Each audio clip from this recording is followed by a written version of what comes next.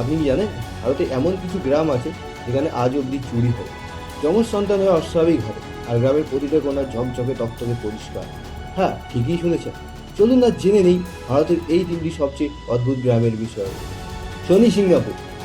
মহারাষ্ট্রের শনি সিংগাপুর গ্রামের কোনো বাড়িতেই দরজা নেই। হ্যাঁ, একটা কাঠের ফ্রেম হয়তো অবশ্যই আছে, কিন্তু তালা চাবি নেই, কারণ গ্রামের লোকেরা বিশ্বাস করে শনি দেবতা নিজেই তাদের পাহারা দেয়। আর সবচেয়ে মজার ব্যাপার হলো যে এখানে আজ পর্যন্ত কখনো কোনো চুরি হয়। আর একটা অদ্ভুত মজার ব্যাপার হলো এখানে ব্যাংকও খোলা অবস্থায় চলে, ভাবা যায়। কদিনেই, কেরালার কদিনেই গ্রামে জন্ম হয় প্রচুর যমজ সন্তান। এখানে এখনো পর্যন্ত 400 বেশি জোড়া যমজ সন্তানের জন্ম হয়েছে।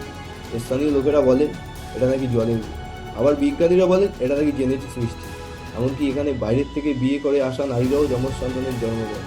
তবে এটা কি কোনো কাকতালীয় ঘটনা, নাকি প্রকৃতির কোনো রহস্য? কমেন্টে অবশ্যই জানাবেন।